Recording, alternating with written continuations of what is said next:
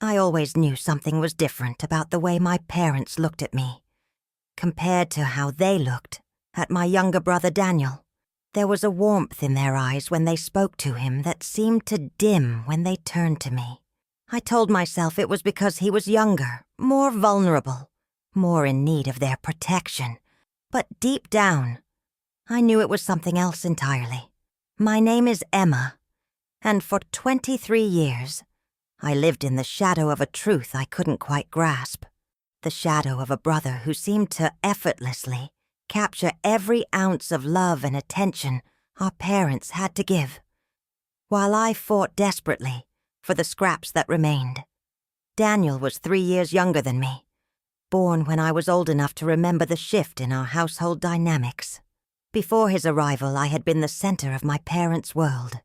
I remember lazy Sunday mornings when Dad would make pancakes just for me, cutting them into funny shapes while Mom brushed my hair and told me stories about princesses who saved kingdoms with their kindness. Those memories felt like glimpses into someone else's life now. After Daniel came home from the hospital, everything changed. At first, I attributed it to the natural adjustment period that comes with a new baby. Parents are tired, overwhelmed, focused on keeping this tiny human alive and healthy. But as months turned into years, the pattern became undeniable. Daniel's first word was celebrated with a family video call to all our relatives. When I had started speaking at an even earlier age, it was mentioned in passing at dinner parties as a casual anecdote. Daniel's first steps were documented with professional photographs, framed and displayed prominently throughout our house. My baby book, which I discovered years later tucked away in a closet, contained sparse entries that seemed to have been filled out reluctantly, as if my milestones were obligations rather than celebrations. The differences became more pronounced as we grew older.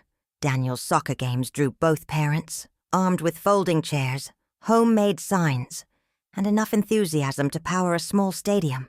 My piano recitals, which required months of practice and dedication, were attended by whichever parent drew the short straw, usually Mom, who would sit in the back row checking her phone intermittently. When Daniel struggled with math in elementary school, Dad immediately hired a tutor and spent hours each evening working through problems with him. When I had difficulty with science in middle school, I was told to figure it out myself because you're smart enough to work through it.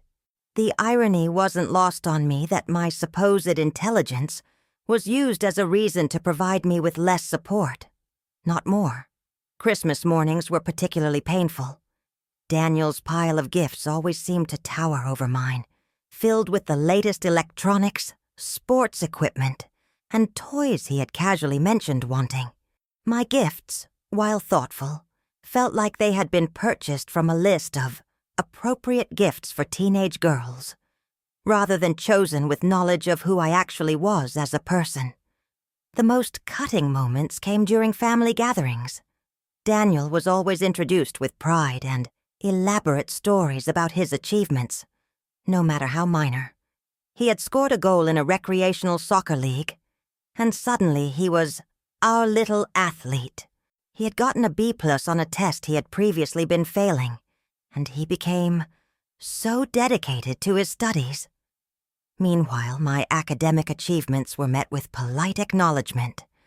When I was accepted into the National Honor Society, Dad's response was a distracted, "That's nice, honey," before turning his attention back to helping Daniel with his homework. When I won the state science fair, Mom mentioned it to her sister in the same breath as what she had made for dinner that night. I began to internalize the message that I was somehow less worthy of love and attention than my brother. I threw myself into perfectionism, believing that if I just achieved enough, excelled enough, proved my worth enough, I would finally earn the unconditional love that seemed to flow so naturally toward Daniel. I graduated as valedictorian of my high school class. Daniel barely maintained a C average. But at the graduation ceremony, I watched my parents' faces light up with pride when his name was called. while their expressions remained politely pleased during my valedictorian speech. It was as if they were proud of what I had accomplished, but not proud of me as a person. College provided a temporary escape from the constant comparison. At university, I was just Emma, not Daniel's sister, or the older one. I excelled in my studies, made genuine friendships, and began to develop a sense of self that wasn't defined by my relationship to my family. But every visit home brought the familiar sting of feeling like an outsider in my own family. During my junior year, I met Dr. Patricia Williams, a psychology professor who would unknowingly become instrumental in helping me understand my family dynamics. She specialized in family systems and attachment theory, and her lectures often felt like she was describing my exact experience. During office hours, she would share insights about how children internalize family dynamics and how favoritism can shape a person's entire worldview. Some children, she explained during one of our conversations, develop what we call earned security, despite challenging family dynamics. They learn to find validation from within and from chosen relationships, rather than from their family of origin. It's a difficult path, but it often leads to remarkable resilience and self-awareness. Her words planted seeds of understanding that would later prove crucial in helping me navigate the discovery that would shatter everything I thought I knew about my family. After graduation, I moved back home temporarily while job hunting. The familiar patterns resumed immediately. Daniel, now a college sophomore, was still the golden child. His mediocre grades were celebrated as improvements. His part-time job at a local restaurant was praised as showing initiative, and his casual mentions of maybe wanting to study abroad were met with immediate offers to help him research programs and funding options. I had just accepted a position at a prestigious marketing firm in the city, a job that required beating out hundreds of other candidates. But the announcement was overshadowed by Daniel's decision to change his major for the third time. Daniel's really finding himself, Mom said proudly, while my career achievement merited a brief "congratulations" before the conversation shifted back to my brother's journey of self-discovery. It was during this time that I noticed something else strange about our family dynamics. Photo albums throughout the house were dominated by pictures of Daniel, with relatively few images of me beyond early childhood. When I asked Mom about it, she claimed that I had been camera shy as a child, but I distinctly remembered loving having my picture taken. More puzzling were the comments from extended family members. My grandmother would sometimes look at me with the expression I couldn't quite interpret, something between sadness and regret. Aunts and uncles would occasionally make remarks about how lucky I was to be part of such a loving family, phrasing that always struck me as odd. Why would they emphasize how lucky I was, unless there was some question about my place in the family? The pieces of the puzzle began to form a picture I wasn't ready to see. I started paying closer attention to family conversations, to the way my parents spoke about the past, to the subtle ways they distinguished between Daniel and me. They would talk about when Daniel was born, with vivid detail and specificity. But my early years were described in vague terms that seemed to lack the intimate knowledge that comes from living through those moments. I began to suspect that there was something about my origins that I didn't know, something that might explain the fundamental difference in how I was treated compared to Daniel. But suspicion and knowledge are two very different things, and I wasn't prepared for the brutal clarity that would come with the truth. The revelation came on a Tuesday evening in October, during what should have been an ordinary family dinner. Daniel had come home from college for a long weekend, and Mom had prepared his favorite meal, pot roast with mashed potatoes and green beans. It was the kind of elaborate home-cooked meal that appeared whenever Daniel was home, a stark contrast to the simple dinners that were standard when it was just the three of us. Conversation flowed easily, centered around Daniel's college experiences, his new friends, his classes, and his plans for the rest of the semester. I shared updates about my new job, the apartment I was hoping to rent, and the projects I was working on. But these topics seemed to serve as intermissions between the main feature of Daniel's life. "I've been thinking about that study abroad program in Italy," Daniel said, spearing a piece of pot roast with his fork. "The one where you spend a semester in Florence, studying art history." Dad's eyes lit up immediately. "That sounds incredible, son. Have you looked into the application process?" "A little bit," Daniel replied casually. "It's pretty competitive and it's expensive, but I think it would be amazing for my personal growth. Money isn't an object when it comes to opportunities like this," Mom said firmly. "This is exactly the kind of experience that will shape who you become as a person." I felt a familiar pang of resentment when I had wanted to participate in a summer internship program in New York during college. I had been told that the family couldn't afford the additional expenses and that I should look for something local. Daniel's hypothetical semester in Italy was being met with immediate financial support. "What about you, Emma?" Mom asked, seeming to remember that I was also part of the conversation. "Any exciting opportunities coming up at work?" I started to tell them about a potential promotion opportunity that had opened up. But before I could finish, Daniel jumped back in with more details about his Italy plans. The conversation shifted back to him as naturally as water flowing downhill. "You know," Dad said thoughtfully, "I've always wanted to visit Italy. Maybe we could plan a family trip to coincide with your time there." "That would be amazing," Daniel said enthusiastically. "I could show you around Florence. Maybe we could take a weekend trip to Rome." "We should definitely do that," Mom agreed. "It would be such a meaningful experience for our family." Something about the way she said, "our family," caught my attention. There was a subtle emphasis on the word "our" that felt exclusionary, as if she was defining who belonged to this unit in a way that felt uncertain about my inclusion. "I'd love to visit Italy, too," I said, trying to inject myself back into the conversation. "Of course, honey," Mom said, but her tone was different when she spoke to me than when she spoke to Daniel. It was polite, accommodating, but lacking the warmth and excitement that had characterized her discussion of the trip moments before.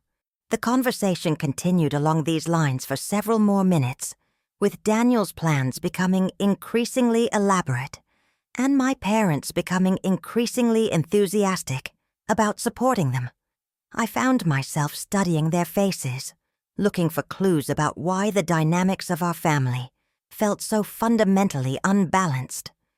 It was Dad who accidentally provided the key that would unlock everything. "You know," he said, looking at Daniel with unmistakable pride, "from the moment you were born, I knew you were going to be special.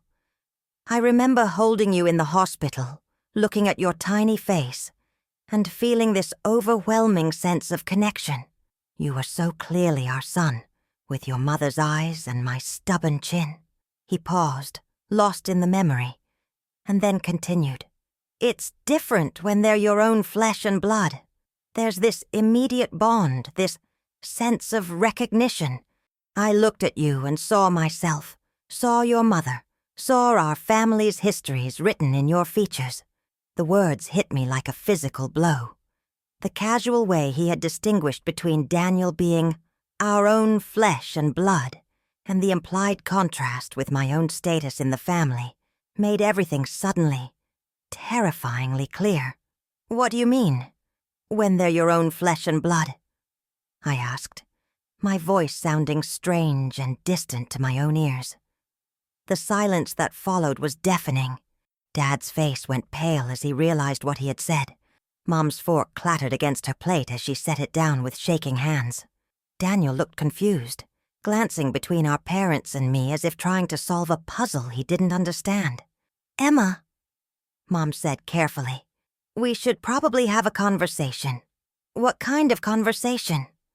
I asked, though I already knew. The truth was crystallizing in my mind with horrible clarity, explaining years of feeling like an outsider in my own family. Dad cleared his throat uncomfortably. We had always planned to tell you when you were older, but somehow the right moment never seemed to come.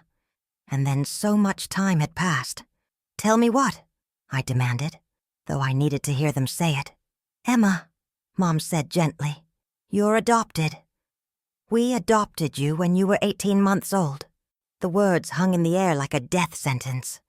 Everything I had ever known about myself, about my place in the world, about my identity, crumbled in an instant. I felt like I was falling through space, unmoored from everything that had previously felt solid and real. Adopted. I repeated, testing the word on my tongue. It tasted bitter and foreign.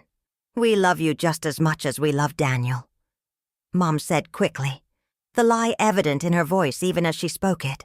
You're our daughter in every way that matters. But her words rang hollow against the evidence of 23 years of differential treatment. If they loved me just as much as Daniel, why had every aspect of my childhood been a study in receiving less attention, less enthusiasm, less unconditional acceptance? How long have you known? I asked Daniel, turning to look at my brother, who was staring at his plate with an expression of extreme discomfort. I've always known, he said quietly. I thought you knew too. The revelation that Daniel had been privy to this fundamental truth about my identity, while I had been kept in the dark, added another layer of betrayal to an already overwhelming situation. I felt like every person at this table had been part of a conspiracy to keep me from understanding my own story. Why didn't you tell me? I asked him. Mom and Dad said it wasn't my place, he replied, still not meeting my eyes. They said they would tell you when the time was right. I turned back to my parents, anger beginning to replace the initial shock. When exactly would the time have been right? When I was 30, 40, when you died and I found out through legal documents. We were trying to protect you, Dad said weakly. We wanted you to feel secure, to know that you belonged with us. Belonged with you? I laughed bitterly. I've spent my entire life feeling like I didn't belong with you. I've spent 23 years wondering why I was never good enough, why Daniel was always the favorite, why I had to work twice as hard for half the recognition. Emma, that's not true, Mom protested, but her words lacked conviction. Isn't it? I challenged. Can you honestly tell me that you've treated us the same way? That you've loved us equally? The silence that followed was answer enough. They couldn't deny what had been so obvious to me for so long, what had shaped every interaction, every family gathering, every moment of my childhood and adolescence. We tried our best, Dad said finally. Adoption is complicated. We wanted to do right by you, but we also couldn't help the way we felt about Daniel. He's our biological son. There it was. The truth laid bare. Daniel was their real son, and I was something else entirely. I was a project, a responsibility, a good deed they had undertaken, but I was not their child in the way that mattered to them. Who are my real parents? I asked, my voice barely above a whisper. We are your real parents, Mom said firmly. We raised you. We love you. Who are my biological parents? I interrupted. Where did I come from? Why was I available for adoption? Another long silence. Another layer of secrets being reluctantly peeled away. Your birth mother was very young, Mom said carefully. She was 17 when you were born. She felt she couldn't provide for you the way she wanted to. What about my father? He wasn't in the picture, Dad said. It was a difficult situation all around. I felt like I was learning about a stranger's life, not my own origins. These people who had raised me, who I had called Mom and Dad for over 2 decades, had withheld the most basic information about where I came from, who I was, what my story had been before I became their responsibility. Do you have any contact information for her? I asked. Emma, Mom said cautiously. I'm not sure that's a good idea. It's been so many years, and you have to understand that opening that door might bring complications you're not prepared for.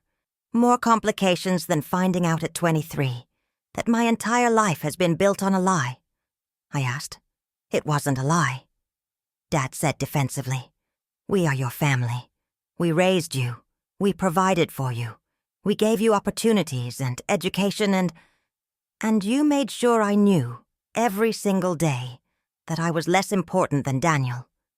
I finished. You made sure I understood that his achievements mattered more than mine, that his happiness was more important than mine, that his place in this family was secure in a way that mine never was. We never meant for you to feel that way, Mom said, tears beginning to form in her eyes.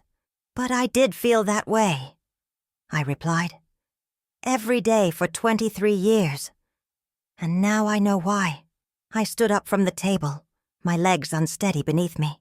The room felt like it was spinning, and I needed to be somewhere else, anywhere else, where I could process this information without the weight of their expectations and their guilt pressing down on me. Where are you going? Mom asked anxiously. I need some air, I said. I need to think. Emma, please don't leave like this, Dad said. We need to talk about this as a family. As a family? I laughed humorlessly. I'm not sure what that means anymore. Tada, I walked out of the dining room, through the living room filled with pictures of Daniel's achievements, past the hallway lined with his artwork from elementary school, and out the front door into the cool October evening. I sat on the front steps of the house where I had grown up, looking up at the windows that glowed with warm light, and realized that I had never truly been home there. The next few hours were a blur of emotional processing and practical considerations. I called my college roommate Sarah, who had always been a source of perspective and support during difficult times. Through tears and disjointed explanations, I told her what had happened. I'm so sorry, Emma, she said when I finished. That must have been devastating to learn that way. I feel like I don't know who I am anymore, I admitted. Everything I thought I knew about my identity, about my place in the world, was wrong. That's not true, Sarah said firmly. You're still the same person you were this morning. You're still brilliant and kind and resilient. You're still the woman who graduated valedictorian and landed an amazing job. Your worth isn't determined by your biological origins or by your adoptive parents' ability to love you properly. Her words provided a small anchor in the storm of emotions I was experiencing. She was right that my accomplishments and my character weren't diminished by this revelation, but the foundation of my sense of self had been shaken in a way that would take time to rebuild. I keep thinking about all the signs I missed, I said. Or maybe I didn't miss them. Maybe I knew on some level, but I couldn't let myself believe it. What are you going to do now? Sarah asked. It was a question I had been avoiding, but I knew I needed to make some decisions about how to move forward. The job I had accepted was supposed to start in 2 weeks, and I had been planning to move into my own apartment. Those plans suddenly felt like a lifeline, a way to create physical and emotional distance from the family that had never truly felt like home. I'm going to move out, I said with more certainty than I felt. I'm going to start my new job and my new life, and I'm going to figure out who I am without their expectations and their guilt. That sounds like a healthy plan, Sarah agreed. And Emma, if you decide you want to search for your birth mother, I'll help you. Whatever you need. After we hung up, I sat on those front steps for another hour, watching cars pass by and lights turn on in neighbors' houses. I thought about the family dinners I had attended in those houses, the birthday parties and graduations and holidays where I had observed other families' dynamics. I had always assumed that our family's imbalance was normal, that all older siblings felt overshadowed by their younger siblings, that all children had to compete for their parents' attention and approval. Now I understood that what I had experienced was not normal sibling rivalry, but the complex dynamics of a family where one child was chosen and loved unconditionally, while the other was taken in and loved conditionally. Daniel had never had to earn his place in the family. It was his by right of birth, by biological connection, by the immediate bond our parents had felt when they first held him. I, on the other hand, had been fighting for my place in the family since I was old enough to understand that something was different about the way I was treated. I had been trying to earn a love that was never fully available to me. No matter how perfectly I performed, no matter how much I achieved, no matter how desperately, I tried to prove my worth. When I finally went back inside, the house was quiet. Daniel had apparently gone back to his college dorm, and my parents were in the living room, sitting in the chairs they had occupied for as long as I could remember, waiting for me to return. "We need to talk," Mom said as soon as I entered the room. "Yes, we do," I agreed, taking a seat on the couch opposite them. "I have questions, and I need honest answers." Over the next 2 hours, I learned the basic facts of my adoption. My birth mother, whose name was Jennifer, had been a 17-year-old high school senior when she became pregnant. The father had been a college freshman who had disappeared when he learned about the pregnancy. Jennifer had made the difficult decision to place me for adoption because she felt she couldn't provide the life she wanted for me. My parents had been trying to have children for several years without success when they decided to pursue adoption. They had been matched with Jennifer through a private adoption agency, and I had been placed with them when I was 18 months old. 3 years later, Mom became pregnant with Daniel naturally, something that happens to many couples after adoption. "Why didn't you tell me when I was younger?" I asked. "Why keep it a secret? We were worried about how you would react," Dad said. "We were worried that you might feel like you didn't belong with us, or that you might want to find your birth mother instead of feeling connected to us. So instead you let me spend my entire childhood feeling like I didn't belong with you anyway," I pointed out. "At least if I had known the truth, I would have understood why. We thought we were doing the right thing," Mom said. "We consulted with therapists. We read books about adoption, and there were conflicting opinions about when and how to tell children about their adoption." "But you told Daniel," I said. "He's always known. That was different," Dad said. "He was older when we explained it to him, and we thought he could handle the information better. I realized that they had made decisions about my emotional capacity and my ability to handle the truth without ever actually consulting me or giving me the chance to prove them wrong. They had protected me from information about my own life based on their fears and their assumptions, not on any evidence that I couldn't handle the truth. I want to contact Jennifer," I said. "I want to know about my birth mother, Emma," Mom said carefully. "You have to understand that she may not want contact. She made a difficult decision 23 years ago, and she may have moved on with her life. She may have a family now who doesn't know about you. That's her choice to make," I said. "But I deserve the opportunity to know where I came from. What if you find her and she's not what you hoped for?" Dad asked. "What if she's not interested in a relationship with you?" "Then I'll deal with that," I said. "But I can't spend the rest of my life wondering about her. Wondering about half of my genetic heritage. Wondering about the circumstances of my birth." They agreed, reluctantly, to provide me with the contact information for the adoption agency and the limited information they had about Jennifer. It wasn't much, her name at the time of my birth, her age, her hometown, but it was a starting point. The next few days passed in a haze of practical preparations and emotional processing. I finalized the lease on my apartment, packed my belongings, and prepared to start my new job. But underneath the routine tasks, I was grappling with fundamental questions about identity, belonging, and what it means to be part of a family. My relationship with my parents was strained but not severed. They were hurt by my decision to move out immediately, interpreting it as a rejection of them and their love. I tried to explain that I needed space to process what I had learned, that I needed to figure out who I was outside of the family dynamics that had shaped me for so long.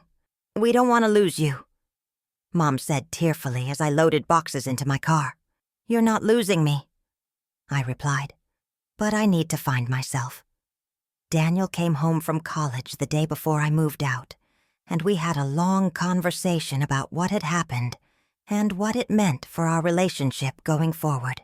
He was genuinely remorseful about not telling me the truth sooner, and he acknowledged that he had been aware of the differential treatment, but had never fully understood how it affected me.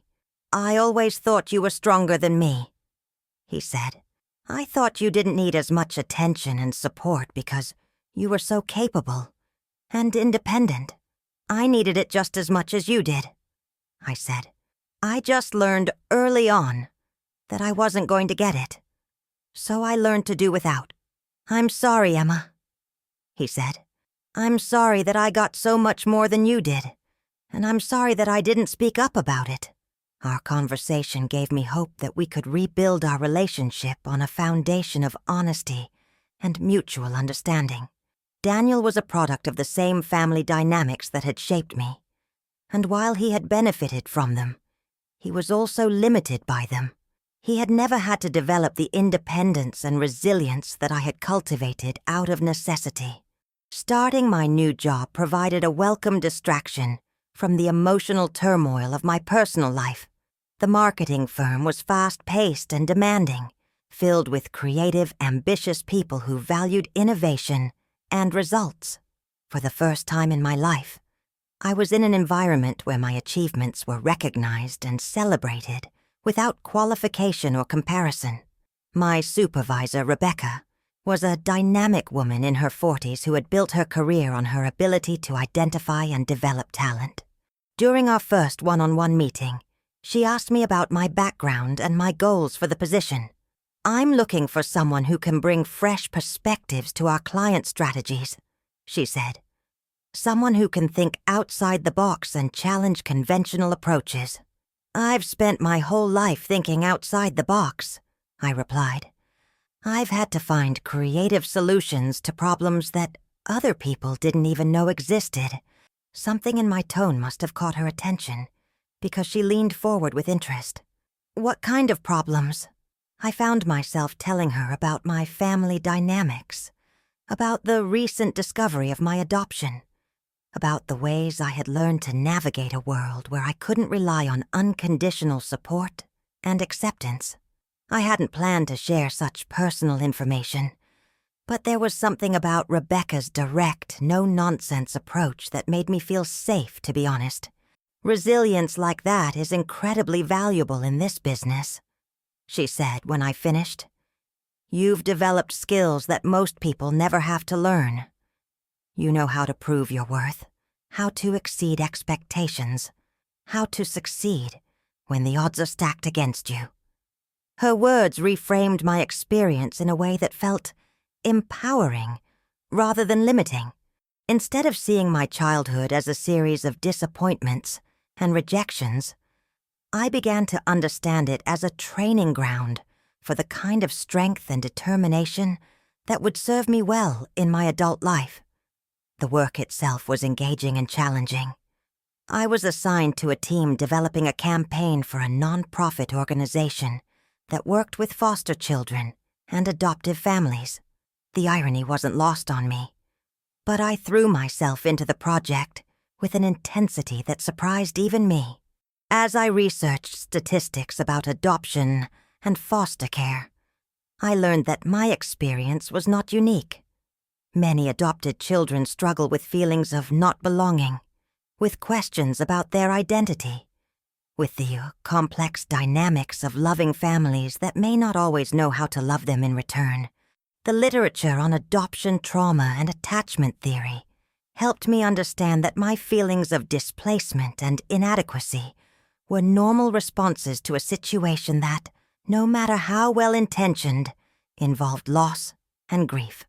Working on the campaign also connected me with other adopted individuals who had found ways to thrive despite challenging family dynamics.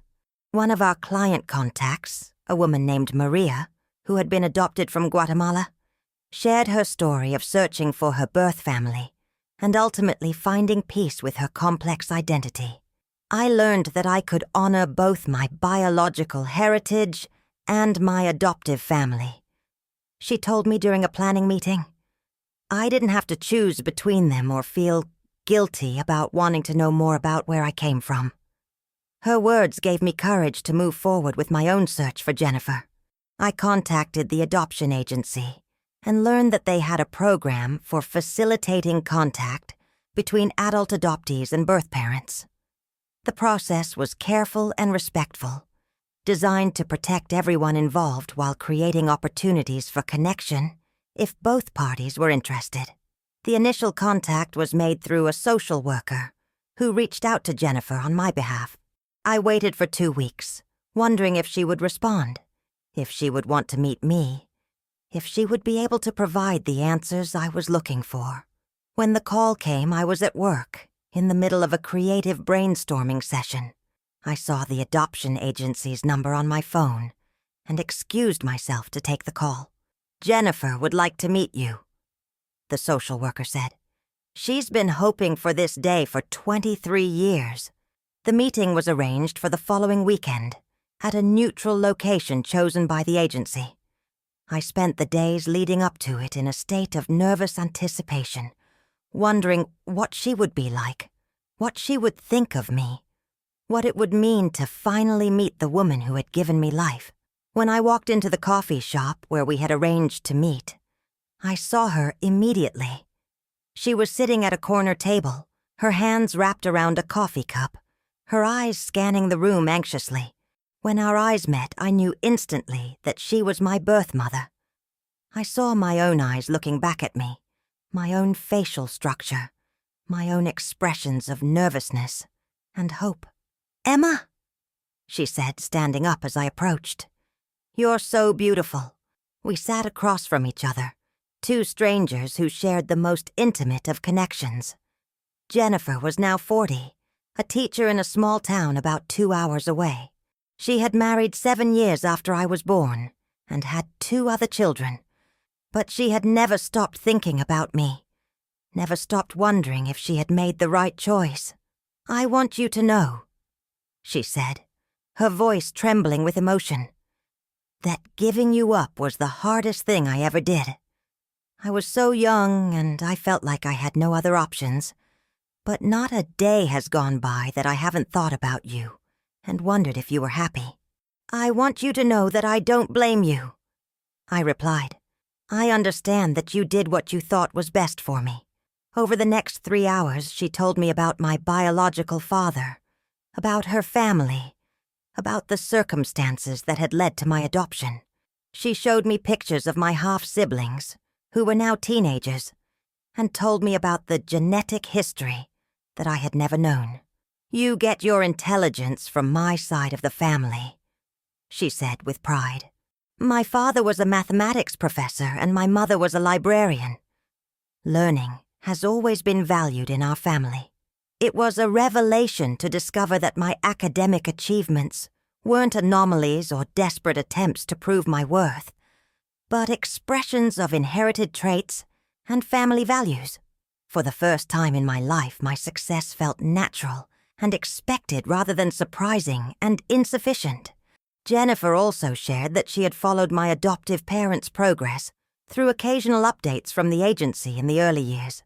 She knew about my academic achievements, my graduation, my college acceptance. She had a scrapbook of the few photos and updates she had received, evidence that she had been proud of me from afar. "I always hoped that someday you would want to find me," she said. "I hoped that you would know that I loved you enough to want what was best for you, even if it meant letting you go." Our meeting ended with tentative plans to stay in touch, to build a relationship slowly and carefully. Jennifer wanted to meet my half-siblings to the possibility of having an older sister, and I wanted to learn more about the family and heritage that had been missing from my understanding of myself. The drive home was emotional and transformative. I felt like I had found a piece of myself that had been missing. Not just the genetic connection, but the understanding that I had been wanted and loved from the beginning. Jennifer's love had been expressed through sacrifice rather than daily presence, but it was real and deep and had shaped the trajectory of my life in ways I was only beginning to understand.